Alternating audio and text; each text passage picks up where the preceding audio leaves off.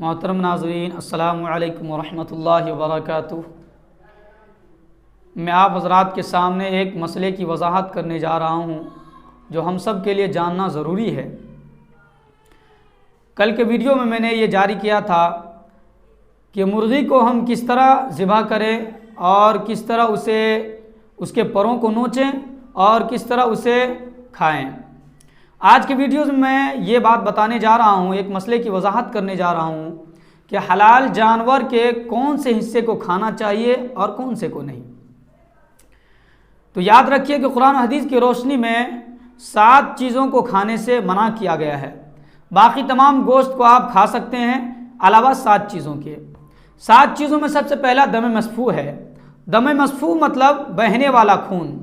جب ہم ذبح کرتے ہیں اور رگوں سے جو خون نکلتا ہے تو اس خون کو کھانا یا پینا حرام ہے، اس کو نہیں پینا چاہیے یا کھانا نہیں چاہیے۔ اور دوسرا ہے مثانہ۔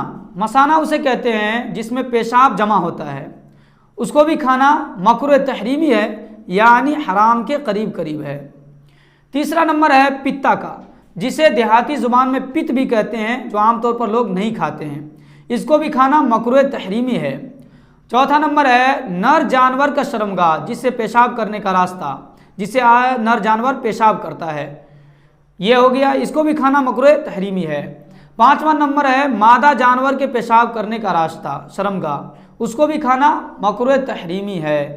اور چھٹا ہے خصیہ، یعنی جو نر جانور ہوتے ہیں اس کے مثانے میں، یعنی پیشاب جہاں جمع ہوتا ہے اس میں 2 گولیاں ہوتی ہے، اس کو کھانا بھی مکروہ تحریمی ہے۔ اور 7واں نمبر غدود۔ غدود کو سمجھیے، غدود کے سمجھنے میں عام طور پر لوگ غلطی کرتے ہیں۔ غدود کا مطلب ہوتا ہے گانٹھ، دیہاتی زبان میں سے گانٹھ کہتے ہیں۔ تو یہ یاد رکھیے کہ ہر جانور کے اندر یہ گانٹھ نہیں ہوتا ہے، بلکہ جس جانور کو اگر کوئی بیماری ہو جاتی ہے تو اس کا گوشت تھوڑا اندر میں ٹائٹ ہو جاتا ہے، سخت ہو جاتا ہے، تو وہاں گانٹھ پڑ جاتا ہے، تو ایسے گوشت کو بھی کھانا مکروہ تحریمی ہے، نہیں کھانا چاہیے۔ یہ 7 چیزیں ہو گئی جو حلال جانور میں منع کیا گیا قرآن و حدیث کی روشنی میں۔